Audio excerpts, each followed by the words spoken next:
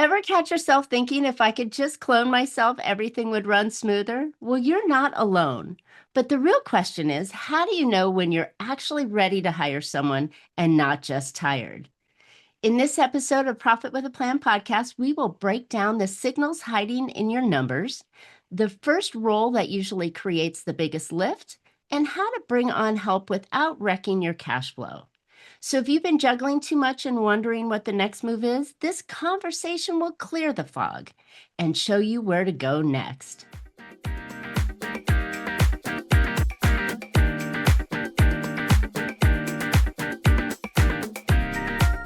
Hey, entrepreneurs, are you working too hard for too little profit? Well, welcome to Profit with a Plan podcast, where we help you scale smarter, increase profitability, and build a business that's worth more, whether you keep it or sell it. I'm Marcia, Riner, business growth strategist and profit booster behind Infinite Profit.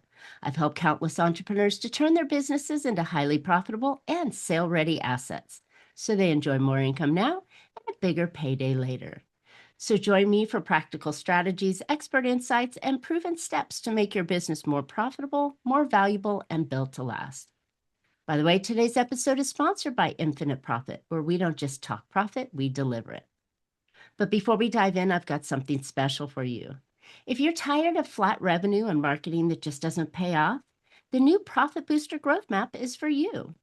In just a few minutes, it'll show you exactly how to bring in more qualified clients and plug the profit leaks that are eating away at your cash. Go grab your Profit Booster Growth Map at profitbooster.biz/growth map and start turning missed revenue into real money. All right, let's jump into today's episode. Jen Fizer is the CEO of MKB CFO and is a champion for small business owners who want real clarity around their money. With more than a decade of finance and operations, she is known for turning complicated financial data into simple, confident decisions that help entrepreneurs to grow without guessing. Jen's approach is practical, calm, and action-focused. She helps business owners understand their numbers, stabilize their cash flow, and build businesses that are not just profitable on paper, but profitable in real life. Welcome to Profit with a Plan podcast, Jen. Thanks for showing up. Thank you so much for having me. Absolutely. So I love the idea of our conversation today because we're going at hiring from a different angle of the financial side of it, not just who do I put in that seat. But before we get started, how did you get into this kind of space? Because most financial CFOs only work on the numbers and accounting and, getting the decisions going for the company. How did you flip to this side? So I have a very diverse background, we'll say, and I've worked in recruiting, I've worked in operations. I mean, I have a very big picture view of a company, and I've worked in all facets of it, right? So I'm not only tied to the numbers. That's a very important piece of it, obviously, and we need the business. Hopefully, the business is profitable and will continue to make money, but that kind of well-rounded approach is what I help my clients with the most. Nice. Okay.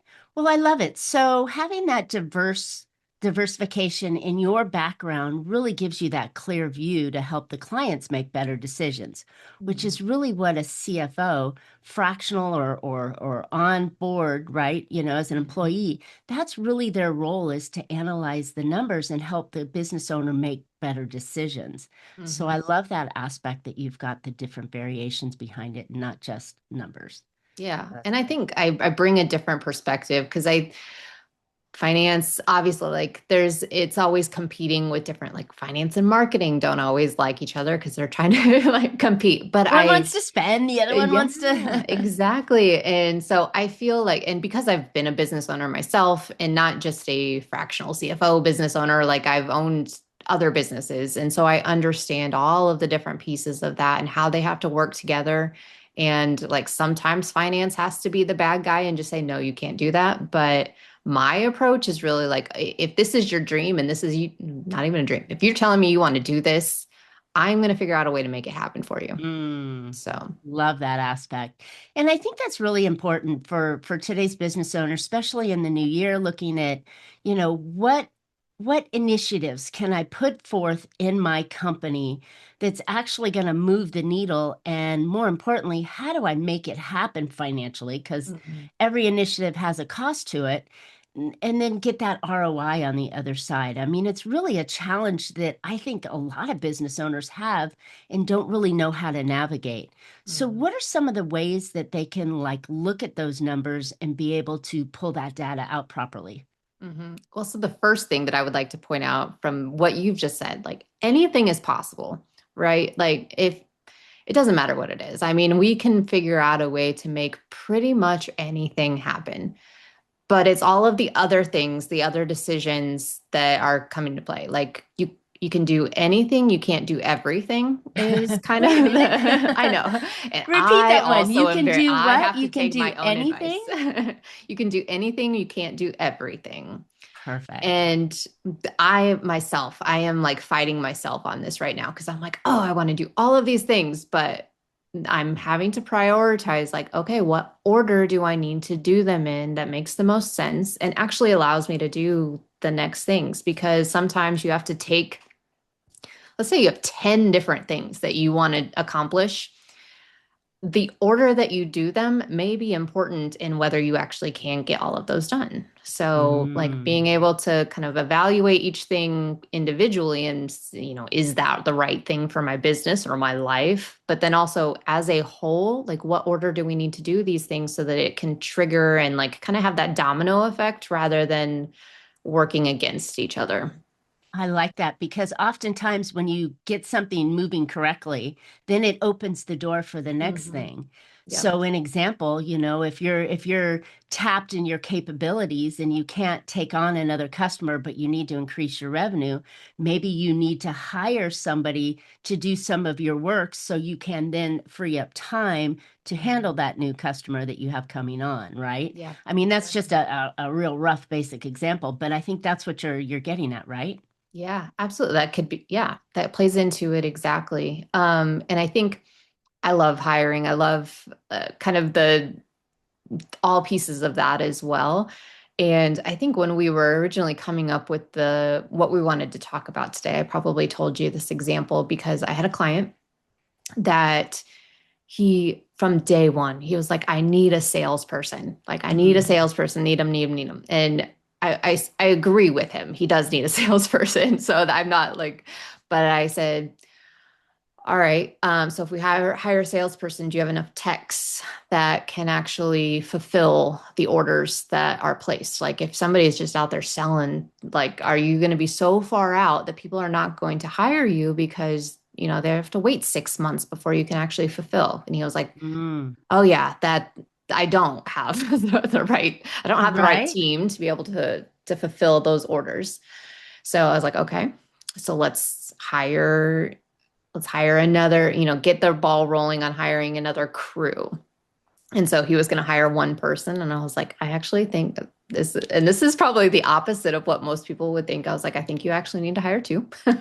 So I was pushing him a little bit on that too, because he didn't think he could afford hiring two. But I was like, well, the chances of both of them working out are slim, right? Like Mm. so we might as well just bite the bullet and just hire two, get the training started. And if both work out, then awesome. Honestly, then you're miles ahead. But if not, then you still have one that's trained and you're not starting from scratch. Well, about 2 months later, one of them ended up quitting. And so he had to replace that one. So he was really thankful that we'd hired two at the time. So then we get those guys trained, and then he was like, all right, I'm ready to hire a salesperson. And I'm like, all right, do you have systems in place in order to be able to hire the salesperson and they can come in and actually like sell? And he was like, no, I don't have that. I was like, okay. I was like, let's hire you an assistant that's going to create the systems, and be support for this future salesperson too. So we did that about 2 months ago. And honestly, I just had the conversation with him on Monday. I think we're ready, like early Q1, he's going to hire a salesperson, That's but amazing. he wouldn't have, thought through those whole process. And so he would have hired a salesperson. That person would like, it would have failed. And that's, the thought process that I go through when we're making decisions. I think that's a fantastic angle at looking at it. Of course, it's going to add a little bit of stress financially early on by hiring the two, now three people before Mm-hmm. the salesperson's running. But the worst thing you can do, like you said originally, is hire that salesperson. They've turned on the funnel, it's pouring clients in, and you're failing in Mm-hmm. delivering your product or Yeah, and service that's to what you them. don't want to fail with the customers, right? Like that's Right. the worst place to Because you fail. can't replace those. You can always replace something else. But I think too, with cash flow, right? Mm-hmm. That was probably the stress that was causing him looking at the cash flow in the business and saying, okay, do you have enough that you can carry the load a little bit more or tighter for the next couple months while you're onboarding and getting everybody ramped up? So then you could turn on the growth engine. I think Yeah. that that's the kind of stuff that most business owners miss. Mm-hmm. They really just go at oh, well, my immediate problem is I need more business, so I need to hire a salesperson versus I really don't have the systems in play or the Mm-hmm. people in play to be able to accept that new business coming in. Mm-hmm. And to speak on the cash flow perspective of it, so let's say that he had been like, let's say hiring a salesperson first would have been the smart move, and that, Mhm. it could be it, for some businesses that is the right move. They have everything else in place, and that's just the next step. But what I would like to do sometimes, depending on how their cash flow is all right, you want to hire a salesperson in 60 days. Let's start saving that money now, like they're already on payroll, and Oh, smart. see how it pressures your cash flow.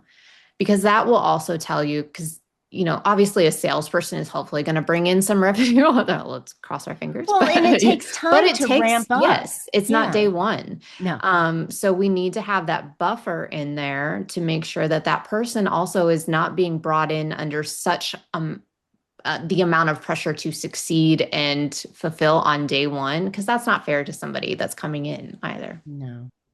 No, it's funny. I was talking to a client of mine, and they were going through a different aspect. So they are consultants as well, and so they go in and work for somebody else for a little while, and setting that expectation and that the ability to succeed Hmm. was really important in the way that he goes in and proposes the projects to his clients is making sure that they understand, hey, day one is not the cash register ringing. It's going to take me X, Y, and Z, to get to that point, then to get the thing going. And as we ramp up, and I think that's a real important factor that we have to understand as business owners when we're running the finances too, like the cash flow, as you mentioned. Do I have that in the budget? Do I understand there's that ramp up period? Because these are really important things that could derail a Hmm. business going forward, right? Yeah. And I've had this conversation too with a lot of people, is that you want to be able to give things, people, new services, whatever it may be, time to succeed. Hmm. And so it's not, that first 30 days is just them learning your systems, learning your culture, learning your business and what you're doing and how and the way that you do things. So let's say like a car salesperson, like they may know how to sell cars, but maybe they were selling GMC and now they're selling Ford. Like they have to learn what's different about this one instead of that, right? Like figuring out the differences and giving them a little bit of time to learn those nuances and what's different, how they want to sell that is important. You can't just be like, oh, well, this guy sold coffee over here. We're going to sell coffee over here. Like it's different, even if Hmm. it's just a little same industry, but it could be like different nuance to it. Love it. No, I think it's really important that you set everybody up for success and that your business can handle the movement that's going to occur, whether Mhm. it's the new influx of revenue coming in or it's the outgo of expenses as everybody's ramping up. And I think that's really important. Um, here's a question for you, and I think this is really, really important in the mindset of the business owner. Since you came from the hiring side and the HR side, with the business sense and so on, when does a business owner actually decide that it is time to hire? Is it because they've got the things in place, or they're projecting future growth or future Yeah. challenges down the road? I mean, I know that's always a scary thing, and I think business owners tend to lean on the I'm not gonna hire yet versus yes, let's hire. Yeah. Yes. And that first hire is always the scariest, right? Like that's, um, but I think that a lot of business owners, myself included, right? Like we're Right. like, oh, I'll just do it. I can do it. I can take on more. Oh, I'm working 80 hours. What's 85? Like What's a few more? it's Saturday. What do you mean take that off? exactly. And it's also like a sense of pride in some ways. And like, oh, you're not working on Thanksgiving. What are you doing? You must be failing, right? So um, I think that's something that we have to be willing to give things up to, because if we're not, then the new hire isn't going to succeed either. And you're going to be a terrible boss. Like there's just, you want to be somebody that somebody wants to work for. And so making it easy for them to do their job. And I think business owners can fall into two categories. They either are a micromanager in the sense of like, okay, well, I'm going to give you this to do, but I need to check in with you every 10 minutes and make sure that it's still happening and that we're doing it the way that I would want it done, like that kind of management. Or they're just like, oh, you did this kind of project, 10 years ago. Here, I'm just going to dump it on you. You figure it out. Hey, quick pause here. If you've ever wondered what your next smartest move should be to grow your business, well, I've built something for you. It's called the Profit Booster Growth Map. It takes only about 2 minutes, it's totally free, and it shows you exactly where you're leaving money on the table and what to fix first. Go grab it for free at profitbooster.biz/growth map. Then come right back to the Figure it episode. out. And we really need to be somewhere in the middle on this, and making sure that we're giving enough freedom to the new person that they can kind of learn and figure it out on their own. And we want them to want to figure it out on their own. There's nothing more annoying than somebody asking you a question every 30 seconds that you're just Right. like, Google exists, right? Like, can you do that? But we also need to provide them some support and some level of expectations of what do we expect to be happening? What is your job description? We can't just hire somebody and then be like, okay, well, just do all of the things that I'm not doing. Like that's unclear. So prior to hiring, knowing what you need done. What is it that, like, on day one, if they're just going to check your emails and manage your calendar for you, that's fine. But like having okay, well, this is how I like things to be scheduled. This is how I like to respond to emails. Just think through that ahead of time so that they Having those can. standard procedures, right? Already Yep. built out. Is that what Yeah, you're kind of alluding exactly. to? Yeah, like having. And then this happens, like especially in small business, right? Like job creep happens. And I'm, it happens. I'm not going to say that it shouldn't, because as people grow in your business, they're just naturally going to learn things and take on more things, and that's fine. But Job there's creep. this, yeah, but having this expectation that like that's not on day one, right? Like they can't come in on day one and know everything about your business and be able to give you all of the advice on how you Oh should my do gosh. things and all of the different systems, right? Give them some time to succeed, those little wins along the way, and then they can work their way into a bigger role. And that's I like love it. an EA kind of role. There's other ways that job creep can happen in other positions, but depending on what you're hiring for, if it's hire number one, a lot of times it is an EA, or it is another you with whatever you're doing, whatever your Right. fulfillment is. So, So just having reasonable how expectations. do we how do we decide financially or based on the numbers that we can decide or we can hire and I mean, I think that's always the thing that, they know that they're at a stress point and they want to hire, or they feel like, oh, I should hire because I really shouldn't be doing these things, right? Mhm. So those are in the mindset. But then when we look at the numbers from a financial side, what does that look like when we're looking at the numbers to see if that's a good time to hire? So, two questions that usually come to mind is like if it's a solopreneur kind of situation, they're the only ones. I'm like, are you even able to pay yourself what you need to be paying yourself right now? I know, crazy, crazy question. Because if you're not, like, let's say your business is not even able to support you at the level that you're at, there may be other pieces that you should be looking at and not hiring first. Okay. And maybe that's like, is your pricing correct? Right. Is your, there are, do you have too many subscription? Like look at your expenses and see if there are things that you're overpaying for that you shouldn't be. So once you kind of had that figured out, like, can I pay You've done myself? a deep dive on your financials, right? And you've noticed Yes, those because things if that you're not shouldn't be paying there. yourself yet, or you're not paying yourself enough, then Mhm. hiring somebody is literally just taking money out of your pocket directly. Right. And sometimes that's necessary, but sometimes not. So first of all, just figure out if you are not making enough money yourself to support your business, then make sure that everything is dialed in there. Okay. If you're not, but you are like, the reason that I'm not making enough is because I'm doing all of this admin work or all of this whatever, and I can't actually focus on the things that are making me money, that's a perfect time to hire. Mm. Especially like an admin assistant or something to take off low level tasks from your plate that are not bringing in money, to make sure that you are the one that's going out there and getting those jobs, getting that work, whatever it is, you're actually doing the client fulfillment piece of it that's bringing in the money. So if you can redirect focus in a way that allows you to take on more work, then great. That's the time to make that hire. Right, Um, because if I'm hearing you right, if you're taking work off your plate so you can go do the things that make the cash register ring, right? mhm. Then in my mind, I'm gonna suffer for a short period of time in Yeah. paying this person as I onboard them, but in the near future, that's gonna open the door for me to be able to go get more customers and make more money, right? Yes, Okay. exactly. Yep.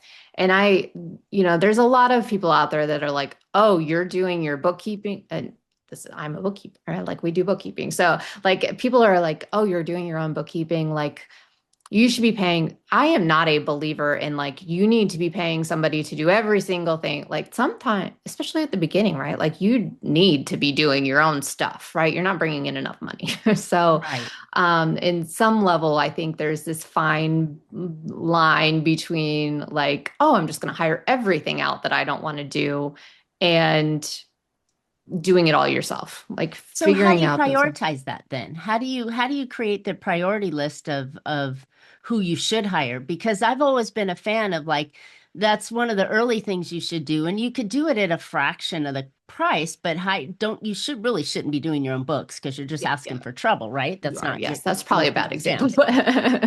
But with um, that in mind, how do you choose which ones you start to hire first?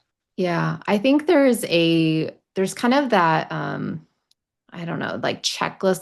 I'm picturing there's like that four quadrant thing when it's like things that you like to do and you're good at, keep Ah, doing yeah, yeah. those. You know what I mean? Like if Yeah, you're really good at marketing and like is it taking time away from your business possibly, but you're good at it and you like it. Like keep doing that right. until it doesn't make sense to do it anymore. Got it. But if you are terrible with numbers and you don't like doing it, then yeah, hire that out first because you Okay. can you can hire a bookkeeper for, a couple $100 a month probably, and that takes it off your plate and it's something that's like keeping you compliant and making your life easier. Right? Do those Yeah. things. Yes, But absolutely. and then the things in the middle, like things that maybe you like to do, but you're not good at, like those you should probably hire out too if you are not good at it. And then, what is the other one? Like things that you don't like to do, but you are good at, like maybe you should keep doing that. Like it's just kind of finding that balance between, Until you get enough of the revenue to offset that. yeah. So, And to your so it point, is you can that hire things growing part point, time. right? You Say know, that you again. have you have to grow your business Yes. enough to be able to scale it out and hire Yes. those If you people have no and grow revenue, it you up cannot be again before hiring you scale people. it out. Yeah. It's yes, like make sure that you're bringing in business that it makes sense. Like don't overextend yourself and like, oh yeah, well, I need a marketer, I need a bookkeeper, I need all of these things, and you're not actually bringing in any money. That doesn't make Yeah. sense to hire things out. So, Exactly. I have a young company that is doing that, and they went in and they started, and then they hired all these people, and I'm like, whoa, you don't even yeah. you're hiring fulfillment, and you're not even, you're relying on this one person to go get revenue. Let's work on that revenue side for a little while before we hire any more, or let's cut back or redesign because, man, it was a mess. It was very heavy on one side and very weak on the other side. But Mhm. then I've also seen other people that come in and they go, well, you know what? I'm just gonna outsource everything, right? And so I can focus, but yet they start micromanaging and then they still can't go out and focus. So Mhm. I think it's there's that fine line and balance of trying to Yeah. decide what it is that you as the business owner or as your consultant or as you're the kingpin in your company that only you can do. And I think Yeah. that's And really so the important. self-reflection is probably a good point here, right? Like to figure out what you like you yourself. What are you good at? What do you like? What do you know how to do? And then just prioritize what gets farmed out from there.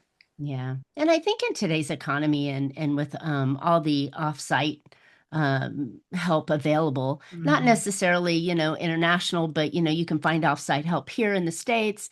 You can do things that make it more cost effective that you can also look at, I know I'm in Vegas now, but leaving in California, it was very difficult to hire somebody because of the rules and regulations of them having to, you have to pay taxes and all that other kind of stuff on them Mhm. unless they have, unless they can prove that they're working for more than one person, and that kind of stuff. But yeah, the regulatory garbage, we'll call it, for hiring can be reduced dramatically if you do it very smartly, right? And you look at offsites and you Hmm. look at ways to Absolutely. grow. Yeah. So And yeah, to that point, like hiring out like fractional things or hiring other companies, it's so much cleaner, easier, cheaper in a lot of ways, right? Like you're not mhm. hiring a full-time person and having to pay taxes and benefits and whatever it may be. Vacation Um, pay and yeah, all that I kind of mean, stuff.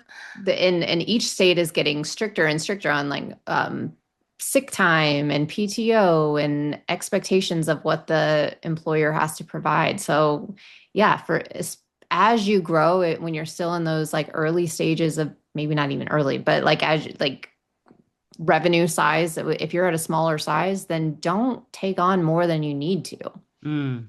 And hire, and I think I'm a real fan of when you look at your org chart, right? Not hiring the senior level people. Oh, I'm going to hire a VP of sales rather than I'm going to hire the Yeah. salesperson, or better yet, the cold caller, right? I mean, someone that could book the appointments for you and not necessarily close the deal. You can close the deal, but if someone could book the appointments for you, it frees up time.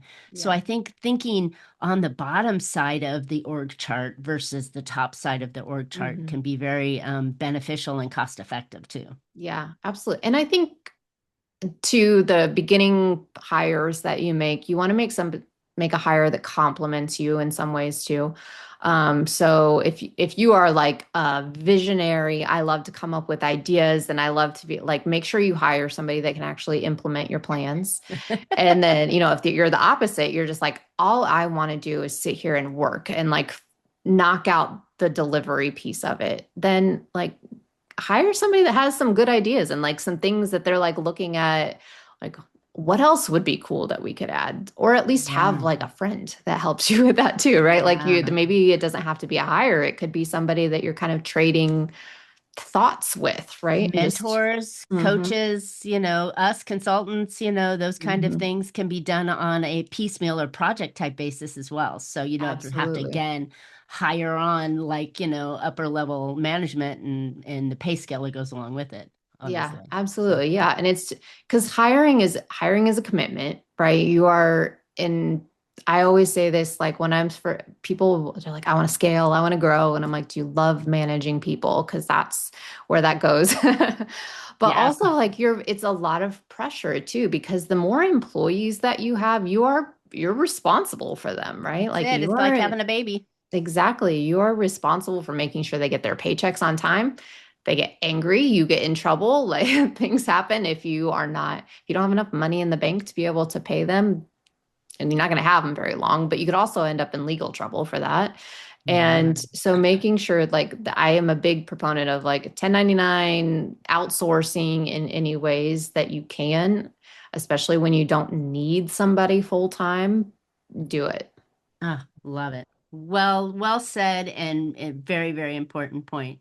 So, Jen, you've given us some really good insights on hiring and the financial side of hiring, and even the operation side of hiring, making sure you're hiring well in that space. Where can listeners find out more about you and your company so they can start to kind of figure this out? Yeah, we have a website, obviously, mkbcfo.com. And then we're on all of the socials, I think. So MKB CFO and Bookkeeping is where you can find us on most of those. Um, I am Jen at mkbcfo.com if you want to shoot me an email. I will help anybody. So, if you've got just a question, shoot me an email. I'm happy to help. Great. And then did you say you had Oh, a yes. And then I have a cash flow template. yes. So free, if you need kind of help with that planning and being like, I don't even know what cash I'm going to have in the bank in 2 weeks. How do I know if I'm going to have, if I can hire? I have a template that you can download. It's on our website, mkbcfo.com/cash flow. And you can download it there. It will be an Excel spreadsheet. It's got the spots where you plug in your numbers. You'll have to pull a P&L. So hopefully you can do one of those and just plug in the If not, there's numbers. another email question for you. Then you can email me. If you don't have a P&L, email me. We can figure that out. But that way you can kind of project out your 13-week cash flow projections. I love it. And that is a magic number for 13 weeks because that's just a little over, or it's 3 months, right? Yep. And Your it's looking quarterly. at that like that's a perfect window to be able to take a snapshot of your company and understand where you are and where you can go, right? Mm-hmm. So really super valuable on that. So Yep. thanks, And the Jen. I one, yeah, appreciate it's that. very simple. It's taking your averages so that it will just if everything continues as it is, where is your cash situation in 1 week, 12 weeks, whatever. So you can Nice. make decisions. Cool. Thanks so much. I appreciate that. Thank All you for right. Well, having me. thanks for tuning in today. I hope you picked up some valuable insights and actionable ideas that will help you make your business more profitable. But before we go, if you're ready to bring in more of the right clients and keep more of what you earn, then I would encourage you to go grab my new Profit Booster Growth Map. It's actually a GPT, so you can go in and play. It's going to come in and give you some really great insights. So you'll be able to pinpoint 3 of your top moves to grow your revenue and stop profit leaks fast. You can go get it anytime at profitbooster.biz, and it's the Growth Map. And don't forget to subscribe. You don't want to miss future shows. You can always find Profit with a Plan on any of your favorite podcast players. We're looking forward to more great profitable strategies on next week's show. So until then, make your plans and profit with them. Thanks so much, Jen. Really appreciate you on today. Thank you.